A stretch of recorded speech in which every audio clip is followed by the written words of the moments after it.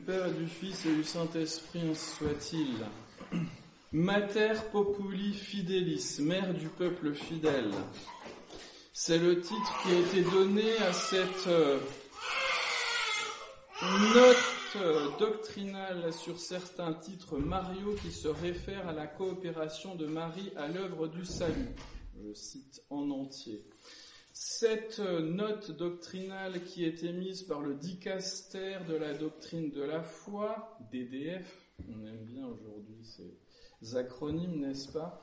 Dicaster donc de la doctrine de la foi, qui succède au Saint-Office et donc qui est censé traiter les questions de foi. Elle est datée, cette note, du 7 octobre 2025, ce n'est pas anodin, fête du Très Saint Rosaire de Notre-Dame. Elle est composée par ce dicaster, notamment par son préfet. Elle a été revue et signée explicitement par Monsieur Prévost, Léon XIV. Donc, premièrement, faut pas dire « il est pas au courant, etc. » Non, il assume pleinement. Cette note, qui est longue en fait, assez confuse d'ailleurs dans sa construction, pour le coup, on voit qu'on n'est pas dans une théologie thomiste, scolastique, ne constitue pas une définition. Ça ne veut pas dire qu'il n'y a pas une portée théologique, et une portée théologique grave, parce que de la part de la congrégation qui est censée traiter des questions de foi sous l'autorité du pape, les éléments de doctrine que nous allons voir maintenant, en résumant ce document, on n'a jamais vu ça, sauf depuis Vatican II, dans l'histoire de l'Église, que les congrégations romaines s'éloignent autant de la théologie catholique. Même si l'objectif affiché est d'approfondir les fondements de la dévotion mariale en fidélité, dixit, à l'identité catholique, c'est de l'identitarisme catholique, et il ne s'agit pas de foi catholique, mais d'identité catholique, et dans un effort œcuménique. C'est-à-dire, il faut impérativement s'aligner pour ne pas fâcher les protestants ou les schismatiques orthodoxes, qui sont pas très orthodoxes aujourd'hui.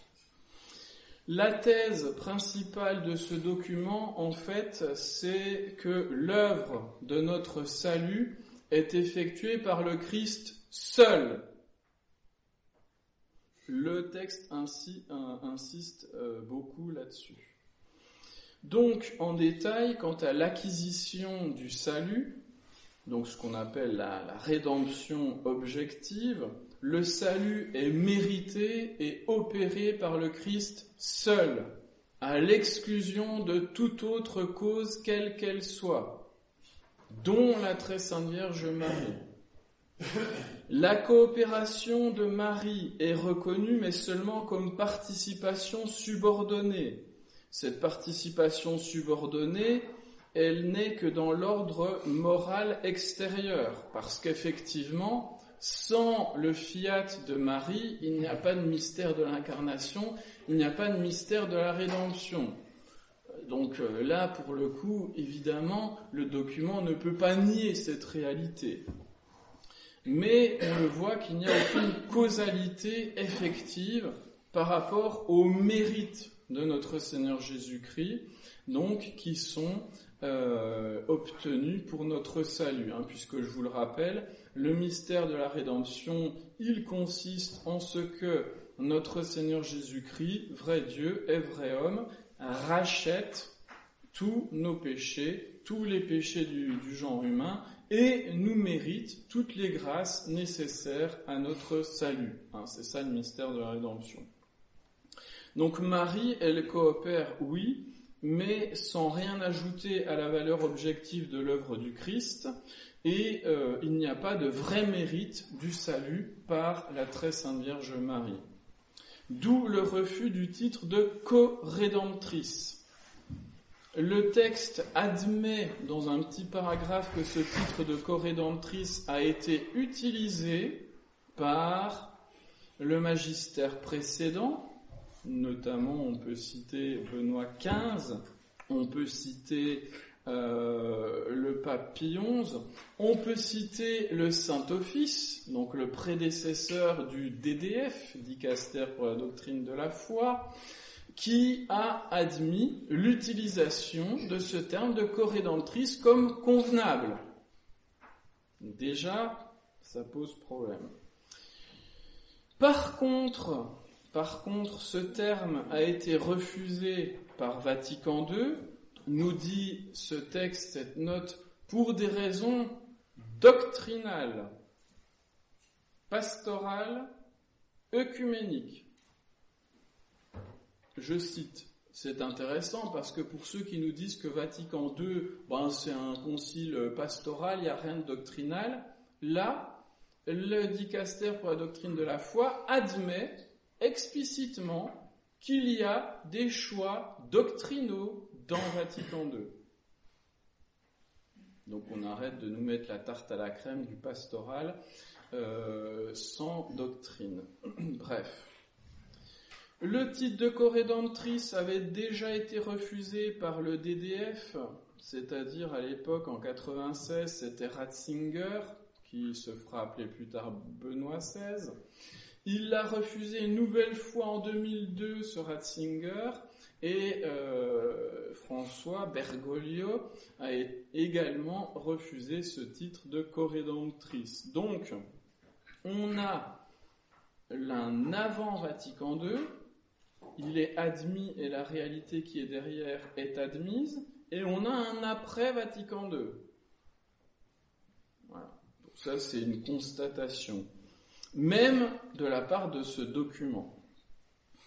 Je continue, donc ici, le Christ est opéré par le salut est opéré par le Christ seul. Donc Marie, elle coopère juste par son fiat, qui est nécessaire évidemment pour cela. Mais il n'y a aucun mérite et on ne peut pas l'appeler corédentrice. Deuxièmement, par rapport à la distribution, à l'application des grâces, puisque ça, le mystère de la rédemption, c'est d'abord l'acquisition du trésor de grâce qui nous est distribué après. La distribution des grâces, c'est pareil, même topo, seul Dieu donne la grâce, et il le fait à travers l'humanité du Christ. Je cite, « Aucun être humain, pas même la très sainte Vierge, ne peut agir en tant que dispensateur universel de la grâce. » C'est clair, c'est net, c'est précis. La communication de la vie divine jaillit d'un centre unique, le cœur du Christ, et, je cite, « On ne peut pas penser que ce mystère soit conditionné par un passage par les mains de Marie. » Une autre citation, « Dans la parfaite immédiateté entre l'être humain et Dieu, pour la communication de la grâce, même Marie ne peut intervenir. » Donc, le titre de médiatrice de toute grâce, eh bien, il est écarté. Il n'est pas écarté de façon absolue. Là, ils ne peuvent pas. Pour quelle raison ? Parce qu'il est tellement universel dans l'histoire de l'Église qu'ils ne peuvent pas l'écarter de but en blanc. Donc, qu'est-ce qu'ils vont faire ? Le diminuer. Le rôle de Marie est dit ici dispositif, c'est-à-dire qu'elle peut nous disposer à recevoir les grâces par son exemple et par son intercession. Donc, le titre de médiatrice des grâces peut éventuellement être utilisé, mais uniquement dans ce sens, selon ce texte. Alors, qu'est-ce qui reste à la très sainte Vierge ? Par rapport à la rédemption objective, comme je vous l'ai dit, il reste cette coopération de Marie. Elle s'identifie en réalité à sa maternité divine. La coopération de Marie, c'est la maternité divine. C'est tout le début de ce texte qui fait la part belle à la liturgie orientale, etc., pour faire plaisir œcuméniquement aux schismatiques orientaux. Et donc on garde la maternité divine. Mais cette maternité divine, eh bien, elle n'a pas d'influence réelle ni de causalité par rapport au mérite de notre salut. Elle est mère de Dieu, effectivement, impossible de le nier quand même, mais cela s'arrête là.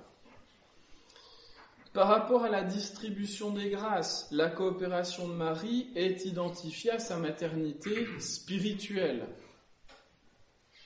Elle est donnée par notre Seigneur Jésus-Christ, nous dit le texte, sur la croix, quand Jésus s'adresse à la Sainte Vierge en lui disant « Voilà ton fils » et à Saint Jean « Voilà ta mère », ce qui est représenté éminemment ici à la chapelle avec Saint Jean et la Sainte Vierge au pied de la croix. Donc c'est une maternité qui est spirituelle, qui va s'exercer par exemplarité. Elle est la première des rachetées, elle est fidèle en tout à la grâce, donc on doit l'imiter, comme les enfants vont avoir tendance à imiter leurs parents. Et puis, elle va disposer nos âmes à recevoir la grâce, elle va intercéder pour nous. Mais vous voyez que ce n'est pas ça la maternité. Parce que la maternité, au sens strict, implique une causalité. La mère d'un enfant, donc notre mère, est réellement notre mère, c'est-à-dire qu'elle nous a engendrés, elle nous a donné la vie. Notre père aussi, d'ailleurs. C'est pareil dans l'ordre spirituel. Marie qui est comparée à la nouvelle Ève, et on peut dire qu'elle nous a donné aussi la vie spirituelle. Mais je vais revenir sur ces questions. Qu'est-ce qu'il reste donc comme titre à la Très Sainte Vierge ? Les titres de Mère des croyants, Mère de grâce, Mère du peuple fidèle. Enfin, un peu plat comme titre.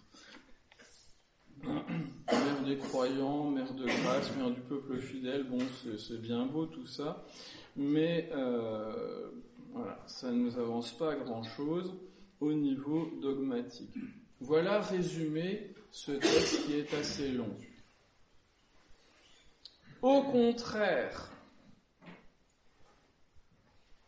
nous dit saint Pie X dans sa magnifique encyclique Ad Diem Illum, si vous voulez, pour ceux qui auraient lu par hasard, je ne vous invite pas à le faire, le texte du DDF, eh bien, lisez le Contrepoison, c'est-à-dire l'encyclique Ad Diem Illum du pape Saint Pie X de 1904, par laquelle il célèbre le 50e anniversaire de la définition de l'Immaculée Conception de Notre-Dame, parce que c'est l'antithèse en fait de ce texte, tout simplement. La conséquence, nous dit saint Pie X, de cette communauté de sentiments et de souffrances entre Marie et Jésus, cette communauté, c'est que Marie mérita très légitimement de devenir la réparatrice de l'humanité déchue. Et là, saint Pie X cite un bénédictin et admère, donc du Moyen-Âge, sur l'excellence de la Vierge Marie. Donc Marie mérita très légitimement de devenir la réparatrice de l'humanité déchue. Et partant, la dispensatrice de tous les trésors que Jésus nous a acquis par sa mort et par son sang. Donc vous voyez que c'est l'antithèse. Elle a mérité d'être appelée réparatrice, corédemptrice, en fait c'est pareil, et dispensatrice de tous les trésors, médiatrice de toute grâce. Antithèse de ce texte.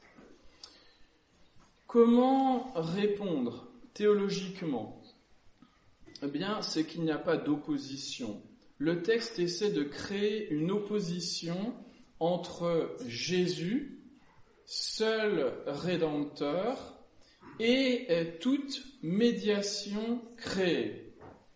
Il n'y a pas d'intermédiaire. Solus Christus. On croirait entendre Luther et les protestants. Parce que, il cite la Sainte Écriture, Saint Paul, il n'y a pas d'autre nom au ciel et sur la terre par lequel nous puissions être sauvés que le nom de Jésus, etc. Pas de coopération à la grâce, immédiateté de la grâce.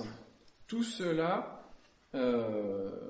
c'est juste que le Christ seul mérite d'un mérite.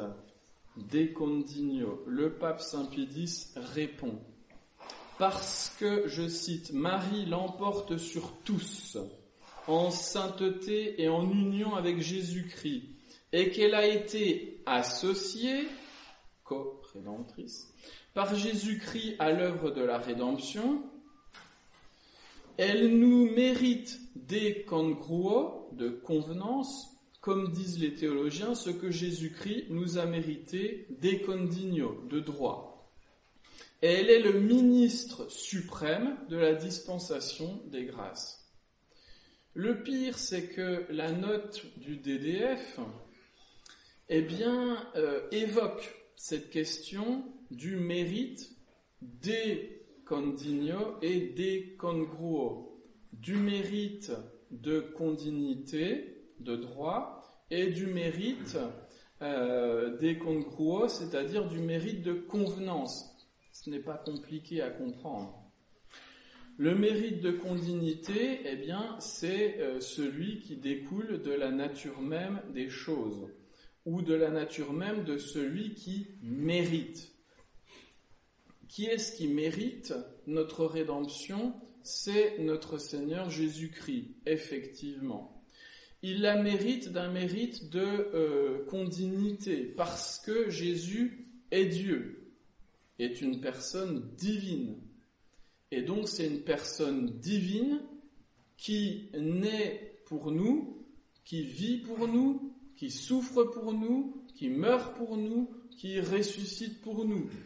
Donc, toutes les actions de notre Seigneur Jésus-Christ sont d'un mérite absolument infini pour réparer le péché originel et tous les péchés des hommes, pour constituer une satisfaction suffisante à tous ces péchés et pour nous mériter toutes les grâces nécessaires à notre salut, que ce soit la grâce sanctifiante, que ce soit les grâces actuelles. Effectivement. Et seul, on est d'accord avec ça, notre Seigneur Jésus-Christ peut mériter tout cela des condigno, de manière parfaitement égale, juste. Il n'y a pas de problème là-dessus. On est d'accord. Et le pape Saint Pie X le dit. Mais là où le document pêche, c'est qu'il veut utiliser cette doctrine pour exclure tout autre mérite, y compris ceux de la très sainte Vierge Marie. Je vous relis ce que dit le pape Saint Pie X. Elle nous mérite des congruo, comme disent les théologiens, ce que Jésus-Christ nous a mérité des condigno. Donc la même chose. Donc toutes ces grâces, nous dit Saint Pie X, elle nous les a vraiment méritées. Le document, la note, nous parle de ce mérite des condigno, des congruo. Il se permet même de citer saint Thomas d'Aquin. Mais il n'y a qu'une citation sur le mérite des condigno par rapport à la première grâce. Il ne cite absolument pas saint Thomas d'Aquin qui nous dit à un autre endroit que toute personne qui est dans la grâce sanctifiante, qui donc fait des bonnes actions et donc qui veut des grâces, toute cette personne, elle mérite elle-même. Elle mérite elle-même des condigno, parce que quand je suis dans la grâce sanctifiante, je mérite réellement. mes actions ont une vraie valeur.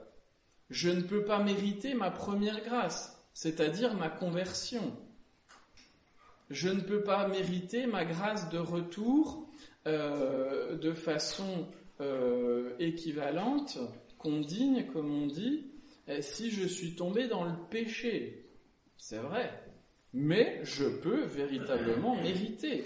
Si vous êtes dans la grâce sanctifiante, vos actions sont vraiment méritoires, d'un mérite de condignité.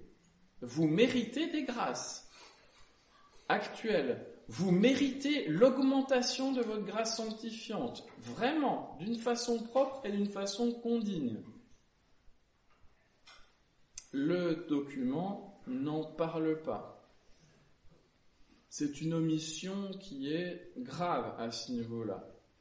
De même, on peut mériter des congruo, de façon convenable, la première grâce pour les autres. À partir du moment où on est dans la grâce sanctifiante et qu'on veut cette grâce aussi pour les autres. Donc, qu'est-ce qui empêche Notre-Dame, qui dès le premier instant de sa conception a la grâce sanctifiante, elle n'a jamais été autrement que dans la grâce sanctifiante. C'est ce que rappelle le pape Saint Pie X en faisant référence à la définition de l'Immaculée Conception. Étant donné qu'elle a toujours été dans la grâce sanctifiante, toutes ses actions ont toujours été méritoires. Elle n'a jamais perdu aucun mérite. C'était des mérites de condigno, même pour elle-même. Donc qu'est-ce qui empêche que, puisque Marie, du début à la fin du mystère de la rédemption, de la conception de notre Seigneur Jésus-Christ miraculeuse en son sein et obtenue par son fiat, jusqu'à la croix, à la résurrection de notre Seigneur, à son ascension au ciel, Marie a été associée à toutes les actions de notre Seigneur Jésus-Christ. Donc pourquoi on lui refuserait d'avoir mérité des congruo par un mérite de convenance, ce que Jésus a mérité des condigno? Pourquoi lui refuser cela? D'ailleurs, l'Église ne le lui refuse pas, le pape Saint Pie X est explicite là-dessus. Et donc le titre en fait de corédemptrice, qui, faut le reconnaître, a pu, même notre bon archevêque de Besançon, mort en 1966, Monseigneur Dubois, qui a écrit un excellent ouvrage, La Petite Somme Mariale, reconnaît que certains théologiens ont pu être réticents par rapport à l'utilisation de ce titre de corédemptrice. Réticents, ça ne veut pas dire qu'ils ont nié, ça veut dire qu'ils ont émis certaines réserves. Mais il a été répondu de nombreuses fois à ces objections éventuelles. Donc, corédemption, qu'est-ce que ça signifie? Ça signifie justement que Marie est associée intimement à l'œuvre de notre rédemption et qu'elle nous mérite d'un mérite de convenance, ce que Jésus-Christ nous mérite d'un mérite de condignité. C'est ce que dit le pape Saint Pie X. D'où le titre de corédemptrice est convenable. De même, le titre de médiatrice. Saint Pie X nous dit qu'elle est dispensatrice de tous les trésors. Il nous dit qu'elle est le ministre suprême de la dispensation des grâces. Je vous relis ce que dit la note. Dans la parfaite immédiateté entre l'être humain et Dieu pour la communication de la grâce, même Marie ne peut intervenir. Donc la note s'oppose frontalement à ce que dit Saint Pie X. Frontalement. C'est rigoureusement donc un refus de ce que dit Saint Pie X. C'est pour cette raison que les pères, comme notre grand Saint Bernard, appellent la très sainte Vierge l'aqueduc de toutes les grâces. C'est pour cette raison que nous pouvons penser que toutes les grâces passent par les mains de la très sainte Vierge Marie. Non pas comme si elle était une autre source de la grâce. Et là, le texte du DDF est de mauvaise foi. Elle invente une espèce de faux ennemi, de fausse doctrine, soi-disant qui est véhiculée sur les réseaux sociaux, etc. Il n'y a rien de concret qui soit cité, rien. On invente, il est question, il y a tout un paragraphe qui est assez lunaire, où le mot imaginaire est répété plusieurs fois. C'est pas de l'imaginaire, là, c'est la doctrine enseignée en permanence par l'Église, pour le coup. Et donc, on invente un faux ennemi, comme si on avait dit par le passé qu'il y avait une autre source de la grâce et que cette source s'appelait Marie. Il ne s'agit pas de ça, c'est faux. Mais une source, elle est canalisée. Et si dans la volonté de Dieu, c'est que cette source soit canalisée et que le canal soit la très sainte Vierge, alors il y a le canal aussi qui est l'Église catholique, bien entendu, eh bien, c'est dans la volonté de Dieu. Et c'est ce que disent les auteurs comme Saint Bernard, et même ici, comme le pape Saint Pie X. Et le pape Saint Pie X cite Saint Bernardin de Sienne avec cette métaphore, puisque Jésus est la tête, eh bien tout l'influx de la tête passe par le cou. Et donc la très sainte Vierge Marie est comme le cou par lequel passent toutes les grâces. Donc c'est rigoureusement le contraire de ce que dit la note.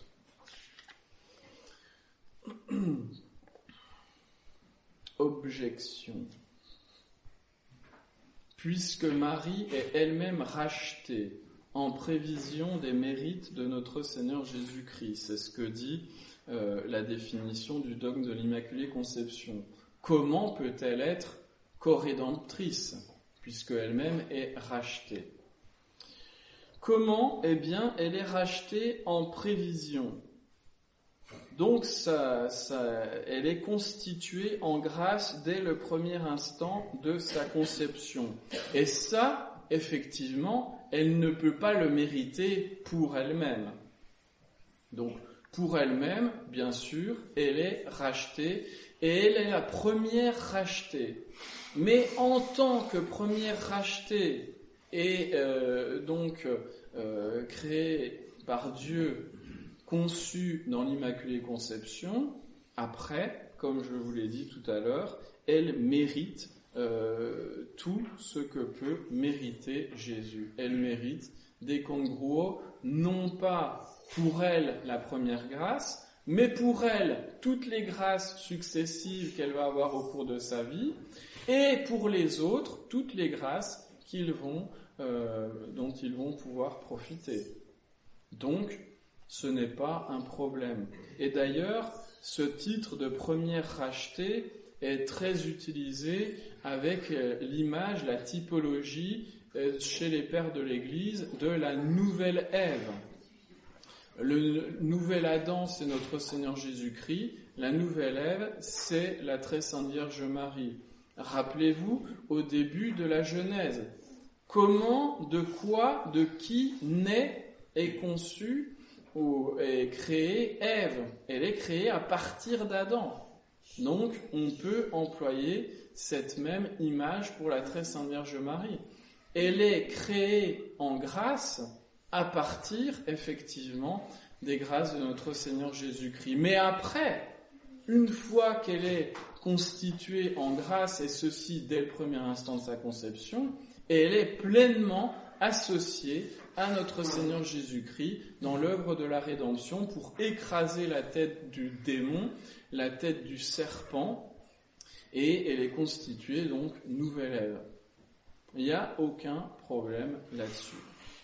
La conclusion, mes bien chers frères, ce texte exprime des doctrines qui sentent pas bon.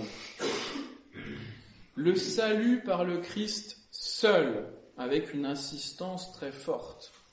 La négation de tous les intermédiaires dans l'ordre de la grâce, avec une insistance très forte. C'est du protestantisme. Donc le but œcuménique, il est atteint. Et tellement atteint que la théologie du salut et du mérite pue le protestantisme, littéralement. Les intermédiaires, les coopérateurs dans l'ordre de la grâce sont renvoyés à 3 choses: exemplarité, disposition, intercession. Il n'y a pas de véritable causalité. Alors, quid de l'Église ? S'il n'y a pas d'intermédiaire entre Dieu et l'homme dans l'ordre de la grâce, l'Église, ça sert à quoi ? Le but de la note, c'est de parler uniquement de Marie, mais en touchant à cette question de la rédemption et de la transmission de la grâce par ou par personne en fait, par Dieu lui-même directement, sans aucun canot, quid de l'Église ? À quoi ça sert ? C'est le protestantisme. Quid des sacrements ? Dieu communique sa grâce directement, c'est pour cette raison que les protestants ont nié les sacrements. Ou pour le peu de sacrements qu'ils ont gardés, leur efficacité, elle est due à quoi ? Exemplarité, disposition, intercession, comme par hasard. Exemplarité, la signification des sacrements, nous donne un exemple de ce qui se passe dans notre âme. Il n'y a plus une réelle efficacité. Disposition, par cette prière qui fait partie des sacrements, l'âme est disposée à recevoir les grâces de Dieu, mais ce n'est plus le sacrement qui la donne, la grâce. Troisièmement, intercession. On prie les uns pour les autres, l'Église prie pour nous, pour qu'on reçoive les grâces. Le texte ne le dit pas, mais il insiste tellement, et il ressort du texte, que la grâce, la coopération à la grâce, ne peut arriver de la part des créatures que par exemplarité, disposition, intercession, c'est du protestantisme. Donc, je le répète quand même, il n'est pas question directement des sacrements, ici. Mais en touchant et en insistant tellement sur ces questions-là de cette manière, il est difficile que cette note échappe à une négation implicite. Enfin, c'est même pas implicite parce qu'il y a une négation explicite pour la Très Sainte Vierge de toute intervention dans le don de la grâce et dans le mérite de la grâce. Donc déjà, de toute façon, ça, c'est extrêmement problématique doctrinalement.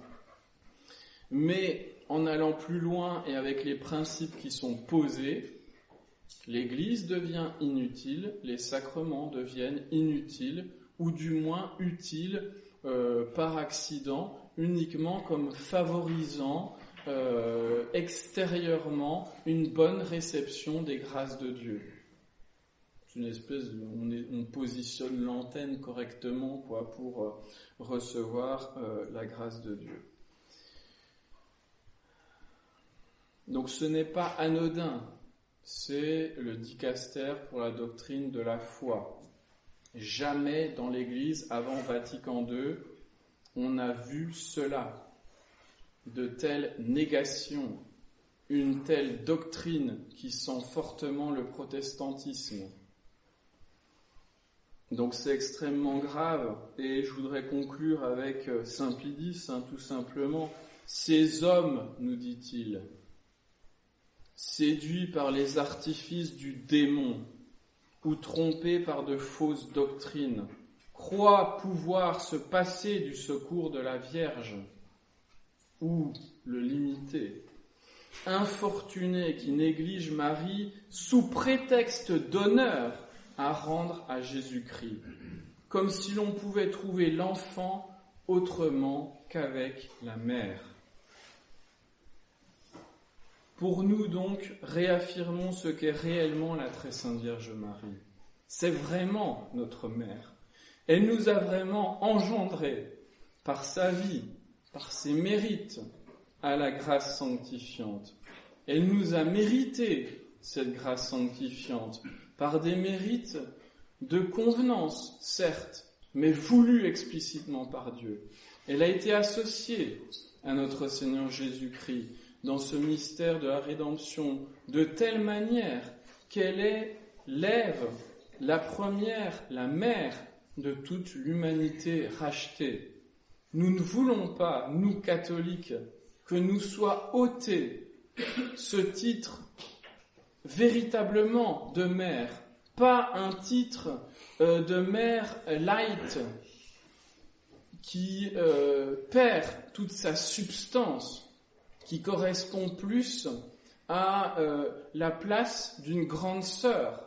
Non, elle est notre mère au sens le plus fort, parce qu'elle nous a engendrés dans les douleurs de la croix, au pied de la croix, et elle est morte mystiquement pour nous, en union avec notre Seigneur Jésus-Christ. Si aujourd'hui nous avons la grâce sanctifiante, c'est aussi par les mérites de la très sainte Vierge Marie. C'est pourquoi nous l'appelons avec dévotion corédemptrice. Et nous insistons là-dessus. Nous l'appelons aussi parce que toutes les grâces passent par ce canal, comme vient de nous le répéter le pape Saint Pie X, avec toute la tradition catholique, à tel point que les auteurs considéraient comme définissable ce dogme de la médiation universelle de Marie. Donc Marie est vraiment notre mère parce qu'elle est corédemptrice. Marie est vraiment notre mère parce qu'elle nous communique toute la vie de notre Seigneur Jésus-Christ. Et elle nous la communique donc au quotidien, chaque jour, en permanence. Nous devons reconnaître cela. Donc aimons la très sainte Vierge Marie et donnons-lui les titres qu'elle mérite. Marie corédemptrice, Marie médiatrice de toute grâce, priez pour nous. Au nom du Père et du Fils et du Saint-Esprit, ainsi soit-il.